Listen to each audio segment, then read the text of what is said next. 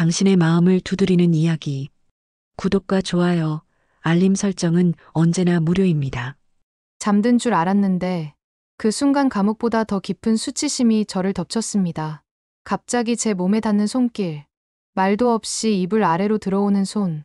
저는 얼어붙은 채 입술을 꼭 다물었습니다. 왜 그래? 요즘 피곤해? 이렇게 예쁜데 왜 자꾸 도망치려고 해? 너한텐 나밖에 없어. 그 누구도 널 안 받아줘. 그 목소리는 낮고 부드러웠지만 그 안엔 제 뜻은 중요하지 않다는 태도가 분명히 담겨 있었습니다. 그리고 섬뜩한 소유욕이 묻어 있었습니다. 저는 도망칠 수도 거절할 수도 없었습니다.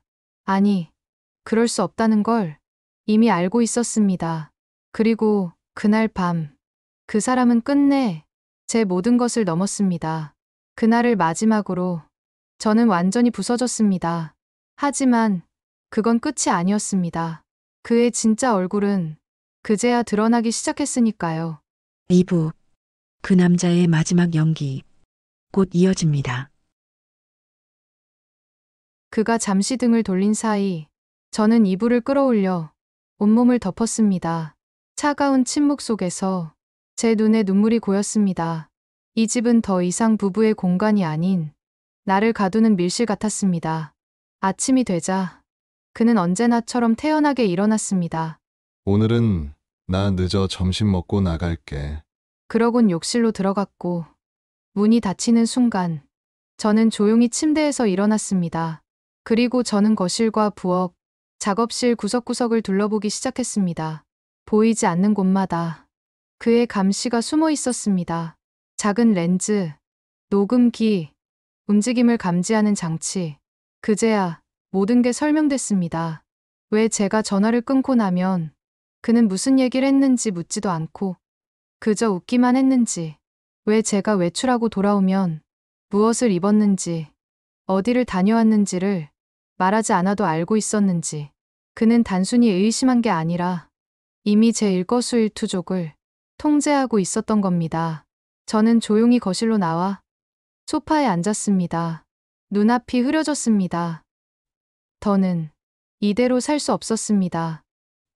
그렇게 저는 탈출을 준비하기 시작했습니다. 우선 친구에게 짧은 문자 하나를 보냈습니다. 피아노 휴업. 몸 안 좋아. 길게 못 쳐. 이건 단순한 인사말이 아니었습니다. 위험 신호로 정해둔 저희 둘만의 암호였죠. 그 다음엔 여권과 통장, 서류 복사본을 따로 챙겨 미리 지정해둔 클라우드에 업로드했습니다. 그의 집착과 통제는 오히려 저를 더 치밀하게 만들었습니다. 오랜만에 피아노 앞에 앉았습니다.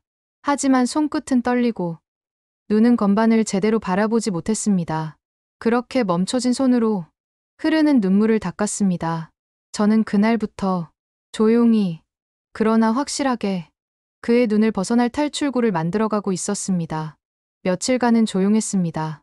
그는 마치 아무 일도 없었다는 듯 평소보다 더 부드러운 말투로 저를 대했습니다. 뭘 그렇게 놀라? 그냥 네가 걱정돼서 그런 거야. 이제 나도 좀 달라질게. 너만 괜찮다면. 그의 눈빛엔 연민도 미안함도 없었습니다. 그저 놓치지 않으려는 사람의 계산된 친절이었죠. 저는 그 말에 대답하지 않았습니다. 말 한마디가 또 어떤 감시의 이유가 될지 이미 알고 있었으니까요. 그의 외출 시간과 패턴을 정리했고 차 열쇠의 복제도 고려했습니다.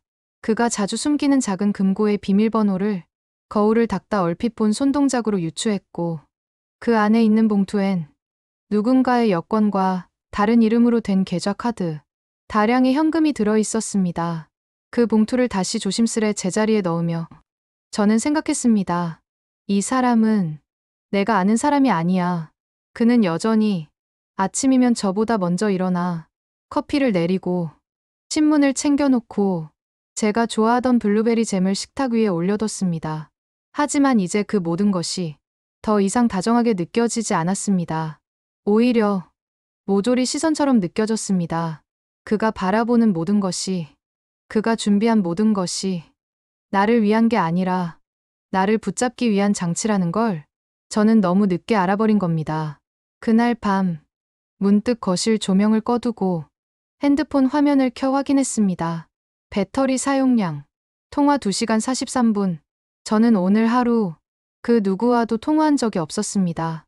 그는 제가 없는 시간, 제 핸드폰을 열어 누구에게 어떤 말을 했는지, 어떤 흔적이 남았는지 샅샅이 뒤지고 있었던 겁니다. 그 순간 확신이 들었습니다. 이제 머뭇거릴 수 없다고. 이 사람이 또 무슨 짓을 꾸밀지, 내가 어떤 수치와 조롱 속에 내던져질지 더 이상 기다릴 여유는 없다고. 바로 내일, 그날로 정했습니다. 그의 일정표엔 외부 출장, 귀가 시간은 밤 10시 이후. 그날, 그가 떠난 후, 저는 다시 한번 집안 모든 문을 점검하고 서랍 깊숙이 감춰둔 열쇠를 꺼냈습니다. 그 열쇠는 따로 몰래 보관해둔 트렁크의 열쇠였습니다. 트렁크 안에는 제 삶의 마지막 흔적들이 담겨 있었습니다. 서류, 사진, 그리고 아직 그 누구에게도 말하지 못한 마지막 하나의 증거. 손끝이 떨리기 시작했습니다. 하지만 이번에는 멈추지 않았습니다. 밖은 어둑해지고 조금씩 바람이 불었습니다. 그 밤, 저는 그 집을 떠날 준비를 마쳤습니다. 그리고 제 마음속에 조용히 되뇌었습니다. 이제야 당신이 만들어 놓은 무대에서 내가 퇴장할 차례입니다. 저녁 8시 반, 벽시계의 초침이 점점 또렷이 들려왔습니다. 예정대로라면 그 사람은 아직 한참을 더 있어야 했습니다. 바람은 조금씩 강도를 더해가고 있었습니다. 저는 무릎 위에 코트를 펼쳐두고 조용히 호흡을 가다듬었습니다. 이제 가자. 현관 쪽으로 발을 옮기려던 찰나. 딸깍, 위잉, 찰칵, 문이 열리는 소리, 도어락이 풀리는 소리, 현관 센서가 켜지는 소리. 그 사람이 돌아왔습니다. 심장이 철렁 내려앉았습니다. 귀를 의심했지만 발소리가 너무 선명했습니다. 서류 봉투, 가방, 신발을 차는 소리까지. 준호 씨였습니다. 예정보다 1시간 반이나 빠른 귀가. 왜 지금? 숨이 턱 막혔습니다. 급한 마음에 손에 쥔 트렁크 손잡이를 놓아버리고 저는 거실 끝 커튼 뒤로 몸을 숨겼습니다. 그는 천천히 거실로 들어왔고 테이블 위에 뭔가를 올려두는 소리가 들렸습니다. 그리고 혼잣말처럼 중얼였습니다. 뭐야, 트렁크가 왜 여기 있지? 그가 침실로 향하는 틈을 타. 저는 커튼을 걷어내고 뛰쳐나갔습니다. 준호 씨와 눈이 마주친 순간 그는 당황했고 저는 현관문으로 직진했습니다. 하지만 그는 뒤따라 뛰어들었습니다. 야, 너 뭐 하는 거야? 어딜 나가? 저는 침착하게 도어락을 풀었고 그가 팔을 붙잡으려는 찰나 왼손으로 그의 턱을 밀치고 계단을 향해 몸을 날렸습니다.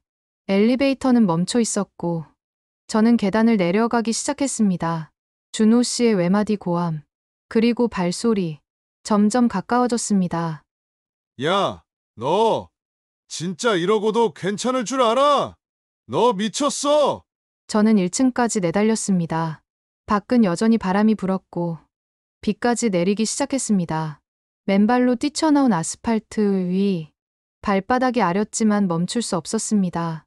주차장을 지나 골목길로 접어드는 순간 뒤에서 준호 씨의 목소리가 들렸습니다. 거기서 멈춰! 유진아! 숨이 턱까지 차올랐습니다. 그는 생각보다 가까이에 있었습니다. 저는 핸드폰을 꺼내려다 말았습니다. 어차피 그는 이미 제 위치를 알고 있었을 겁니다. 생각보다 준비가 철저했던 사람이니까요. 어쩌면 제 핸드폰 안에 그가 심어놓은 위치 추적 앱이 있었을지도 모릅니다. 가방 속 조율망치의 무게가 느껴졌습니다. 그 작은 금속 덩어리 하나에 지금 이 순간 제 목숨이 달려 있었습니다. 비에 젖은 길, 가로등 불빛 아래 저는 작은 골목 안쪽으로 뛰어들었습니다. 그리고 거기서 그와 마주쳤습니다. 이걸로 될 줄 알았어. 그는 숨을 헐떡이며 웃었습니다. 도망은 무슨, 이 밤에 입이 맞고 넌 아무데도 못 가. 그가 제 쪽으로 성큼성큼 다가왔습니다. 저는 뒷걸음질 치다 가방 안을 더듬었습니다. 피아노 조율망치, 그 차가운 금속이 손에 닿는 순간 저는 그대로 꺼내 들었습니다. 유진아, 그거 내려놔. 그런다고 뭐가 달라져? 한 발짝만 더 오면 당신 정말 다치게 될 거예요. 하지만 그는 멈추지 않았습니다. 저는 소리쳤습니다. 오지 마. 그 순간이었습니다. 쏟아지는 비로 젖은 시멘트 바닥. 준호 씨의 발이 미끄러졌고 휘청이던 몸이 곧장 벽 모서리에 부딪혔습니다. 아, 둔탁한 소리와 함께 그는 고꾸라졌고 쏟아지는 빗속에서 붉은 피가 번지기 시작했습니다. 저는 그대로 얼어붙은 듯 서 있었습니다. 망치를 쥔 채 숨도 쉬지 못한 채 떨리는 손으로 핸드폰을 꺼내 119를 눌렀습니다. 여보세요. 구조 요청이 필요해요. 지금 의식을 잃고 쓰러져 있어요. 피도 나고 움직이지 않아요. 빨리 와주세요. 하지만 오래 망설일 수는 없었습니다. 그리고 달리기 시작했습니다. 택시를 잡아타고 친구 민정의 집 앞에 도착했습니다. 초인종을 누르려다 경찰부터 불러야겠다는 생각이 들었습니다.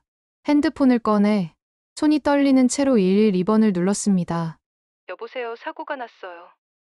남편이 비에 미끄러져 넘어지면서 머리를 세게 부딪혔어요. 의식을 잃고 쓰러졌고 피도 많이 나요. 구급차는 이미 불렀는데 혹시 경찰도 와야 할 것 같아서요. 제 목소리는 떨렸고 말끝은 자꾸만 흐려졌습니다.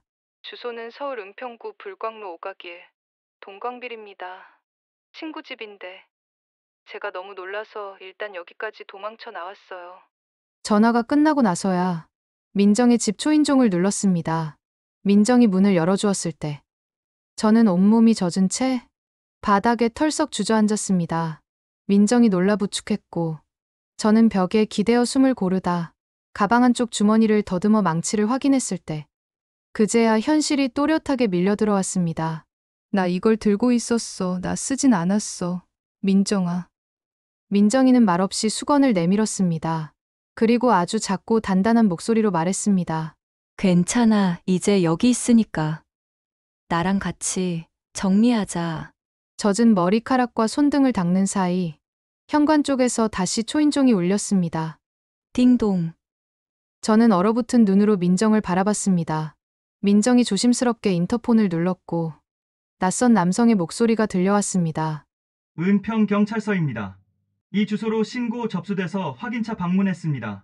저는 순간 심장이 쿵 내려앉는 느낌이 들었습니다. 민정은 저를 바라보다 조용히 고개를 끄덕이고 문을 열었습니다. 2명의 경찰이 문 앞에 서 있었습니다. 한 명은 수첩을 꺼내 들었고 다른 한 명은 조심스럽게 말을 건넸습니다. 혹시 방금 112로 신고하신 분이시죠? 상대방이 의식을 잃었다고 하셨는데. 일단 진정하시고 정확한 경위를 들을 수 있을까요? 저는 떨리는 손으로 수건을 움켜쥔 채 작게 고개를 끄덕였습니다. 저 일부러 그런 건 아니에요. 그 사람이 다가오다 미끄러졌어요. 전 그냥 너무 무서워서. 경찰은 고개를 끄덕이며 조용히 수첩에 적기 시작했습니다. 민정은 제 곁에 앉아 조용히 등을 토닥였고 저는 떨리는 입술로 조금씩 그날의 전말을 설명해 나가기 시작했습니다. 그날 밤 저는 처음으로 내가 살아있다는 걸 느꼈습니다. 다음 날 아침 경찰이 다시 찾아왔습니다. 이번엔 조사를 위해 저와 함께 병원으로 동행하겠다고 했습니다. 전날 그가 실려간 병원, 의식이 돌아왔다는 말과 함께 확인을 해야 할 절차가 남아 있었던 거죠. 민정은 제게 외투를 입혀주며 말했습니다.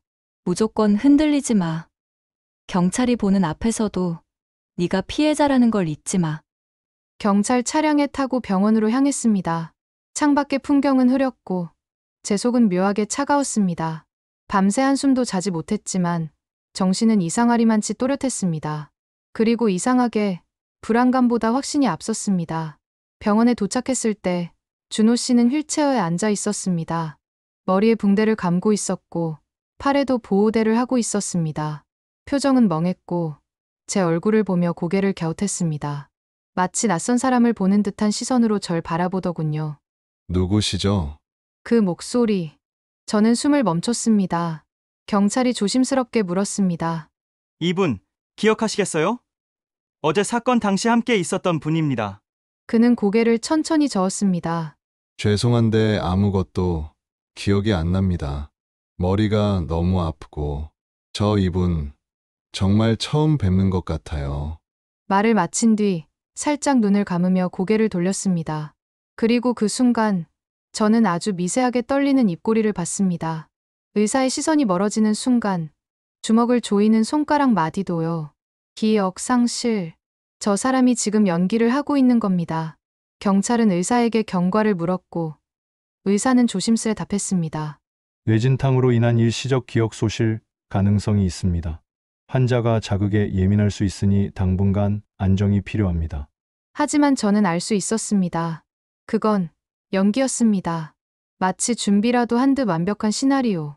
어제 저를 폭행하던 사람이 오늘은 기억을 잃은 피해자가 되어 있었습니다. 며칠 후 집으로 한 통의 등기가 도착했습니다. 서울 서부경찰서 형사과 고소장 송달. 보낸 사람은 준호. 폭행으로 인한 상해 혐의로 고소함. 저는 손이 떨리는 채로 고소장을 내려놓았습니다. 웃음이 나올 정도로 정교하고 치밀한 연기였습니다. 마지막까지도 피해자인 척, 당한 사람인 척. 하지만 그가 하나 놓친 게 있었습니다. 저도 증거를 준비하고 있었다는 사실입니다. 준호 씨가 숨겨놓았던 도청기, 몰래 카메라 영상, 사진, 거기서 녹음된 오디오 파일들까지. 경찰은 그 자료를 하나씩 열어 확인해 나가기 시작했습니다. 영상 안에는 제가 그의 질문에 늦게 대답했다고, 소파에 앉아있던 저에게 무릎을 꿇으라며 고함을 지르며 머리채를 잡는 장면, 주방에서 그릇을 씻고 있던 제 옆에 와서 식칼 손잡이로 싱크대를 내려치며 위협하던 모습, 밤마다 잠든 저를 찍은 영상, 그리고 어디 나가서 누가 너 같은 걸 받아주겠어? 넌 내가 아니면 살 수 없어. 나 없으면 진짜 끝장이야. 밖에 나가서 또 그 짓 하고 싶어? 그때처럼 울면서 기어들어올 거면서. 라고 말하며 제 머리맡에서 녹음한 음성까지 있었습니다. 그 모든 기록은 거짓말보다 더 또렷하게 그의 진짜 얼굴을 보여주고 있었습니다. 게다가 멍 자국과 함께 병원에서 발급받은 상해 진단서, 정확한 시간과 날짜를 기록한 사진들, 모든 게 일목요연하게 정리돼 있었습니다. 마지막 열쇠는 그가 버린 여자들이었습니다. 민정이 먼저 연락을 돌렸고 한 사람과 연결이 닿았습니다. 전 이름 밝히긴 어렵지만 도와드릴 수 있어요. 그 사람 예전에도 연기했어요. 자기 몸에 상처 내고 피해자인 척. 결국 제게도 그렇게 했죠. 며칠 후 또 한 사람이 조용히 연락을 보내왔습니다. 증언할게요.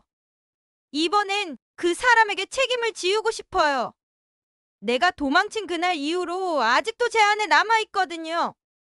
그 사람의 목소리가, 냄새가, 그림자가. 저는 그 메시지를 보며 고개를 끄덕였습니다.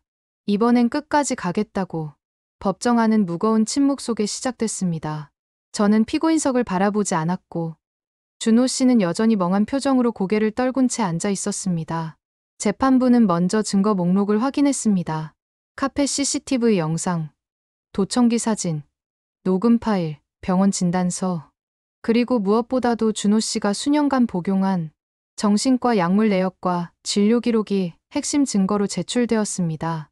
그는 오랜 기간 분노 조절 장애와 불면증으로 병원 치료를 받아왔고 그 이력은 병원 전산 기록을 통해 모두 확인됐습니다. 그런데 바로 그 진료 기록을 그는 자신의 면죄부처럼 꺼내들었습니다. 저는 평소에도 정신과 약을 복용 중이었고 당시 상황이 기억나지 않습니다. 제 상태는 의학적으로도 불안정했습니다. 하지만 재판부는 그 말에 고개를 저었습니다. 오히려 그 정신과 병력을 근거로 폭력을 정당화하고 책임을 회피하려는 시도가 드러났기 때문이었습니다. 변호인은 말했습니다. 이 사건은 단순한 부부싸움이 아닙니다. 지속적이고 치밀한 폭력과 통제, 그리고 가해자가 자신의 병력을 악용해 책임을 피하려 한 범죄입니다. 판사의 목소리가 울려 퍼졌습니다.